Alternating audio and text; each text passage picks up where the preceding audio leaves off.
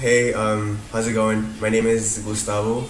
I am a rising senior at UC Berkeley, and I actually just returned from my trip in Europe after completing the European Innovation Academy about a week ago.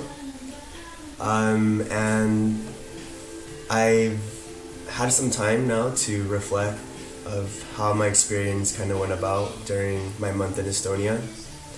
And I think overall it was a very, very great experience. It was awesome, and it was a growing experience for myself. Some of the more interesting parts of my trip in Estonia definitely had to have been actually being in Estonia.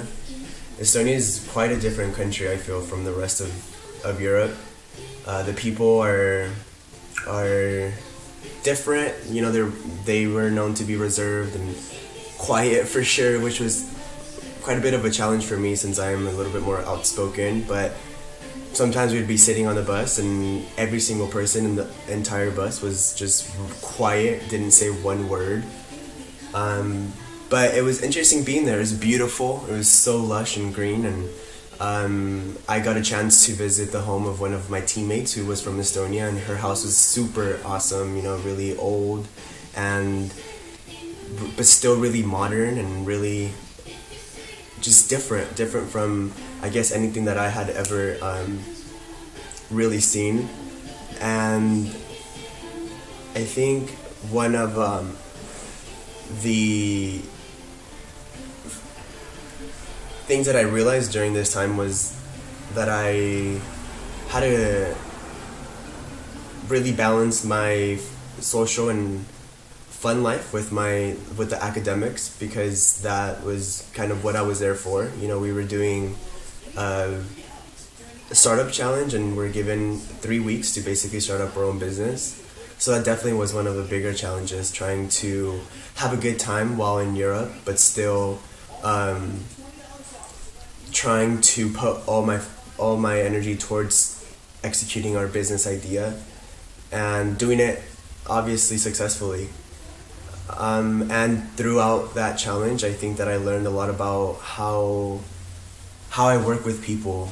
I think during this trip I realized that sometimes it's okay to allow others to be louder, and it's okay to take a back seat and take up work that needs to be done but isn't necessarily being assigned to anybody. And that was kind of the role that I had in my group.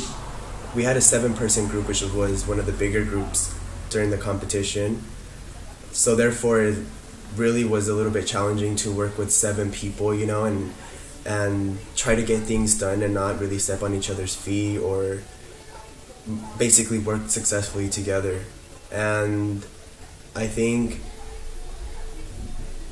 coming into the program, I had maybe a particular view about how business operated and how I thought that I worked in groups. And I think throughout those 3 weeks I realized that startups are really just freelance, you know, and there's no really set rules or guidelines on how to make a startup successful, but there definitely is an equation that needs to be figured out throughout the process, which is what my group ended up doing. And I think because of that, I thought that Ken's lectures were really, really helpful, actually. That first preliminary week, it was challenging for me to kind of internalize everything he was telling us about startups, and, you know, and how much we had to focus on trying to work together as a team and figuring out what kind of team player we were, you know. And I thought that I had all figured it out, you know, and many of the times I thought that the activity was just proving something that I already knew about myself. But I was glad that I heard it before the actual experience, because, like I said, I think that was one of the biggest things that I learned about myself, you know, how I can mold myself depending on what group I'm participating in. And we throughout the time we did like multiple, like activities and focused on a certain aspect of a business every day. And the prototyping exercise was to me the most, I guess, useful, because I was kind of the one spearheading our prototype. I did the paper design and designed all the functioning aspects of our prototype, and went around and asked people to test it for us so we can see how the interfaces were being perceived by other people, if they were simple or too complicated. But it seemed like our prototype was straightforward, and it was good. Like I was glad that I took up a role that I never thought that I would do, design. That's not me. I'm a business major, so I figured I'd be doing, some finance work or some marketing or whatever business means. But it was cool doing some type of design work that I had never done before, and learned a lot while doing it. And so all this led up to, the final week of the competition, where it was just crazy. The last week was definitely, a really bittersweet. Throughout my experience there, I made great friends, both from Cal and from Estonia.